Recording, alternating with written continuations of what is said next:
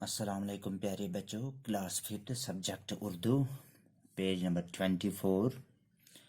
اس پران لیسن گفتگو کے آداب۔ آج پرو اس بیہنا برکن یہ پیٹ تھیو نظر۔ ایسی باتیں لوگوں کے سامنے بیان نہ کیا کرو جن کی سچائی میں تم کو خود شک ہو۔ یت کت پہ تہ پانس شک آئے سہ گھس نہ بیان کریں بیکس نش کہ اگر اتفاق سے ایسی بات کہنی پڑے تو اس کے ساتھ ہی اپنا شک بھی ظاہر کرو۔ واگر تہ کن ساتن ون تہ پی اس کت تیل کرو سہ شک تہ بیان اس تہ ات مز آس۔ کسی کے عقیدے یا مذہب یا بزرگوں کی شان میں برا لفظ ہرگز زبان پر نہ لاؤ۔ کنس ہندس عقیدس یا کنس ہندس مذہبس یا کنس ہندس بزرگی کی شان میں گھس نہ ہرگز زی پہ کت آنے کی۔ جب چھوٹوں سے گفتگو کرو تو نرمی اور مہربانی سے پیش آؤ۔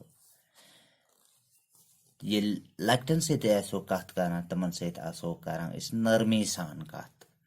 غرور اور شیخی نہ جتاؤ، غرور گھس نہ تھاون کی۔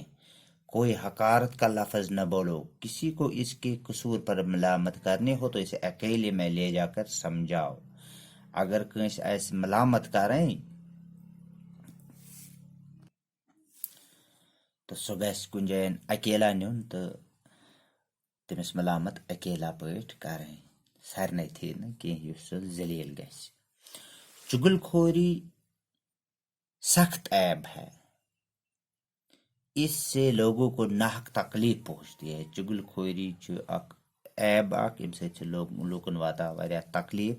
جب چگل خور کی کلی کھل جاتے تو اس کو بے حد ندامت اٹھانی پڑتی ہے۔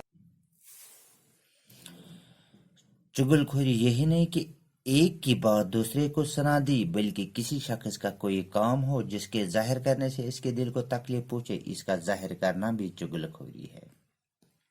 چگل خوری یہ چیز کہ ایک سن کت ونو بیکس، بلکہ کنس کت بیکس نش ون یم ستن تس تکلیف وات سہ چگل خوری۔ چگل خور کی بات پر کبھی یقین نہ کرو۔ چگل خور تم سنس کت پہ مہ کرو یقین کی۔ اس کے کہنے سے کسی کی طرف بدگمانی مت کرو۔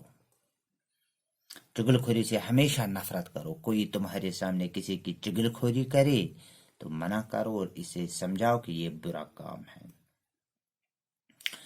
اگر تہ برو کن کھانا چگل آس کھوان سو گھس سمجھاؤن، تمس گھس منع یون کرنا، تمس گھس ون کہ یہ بر کام، چگل گھس نہ کھین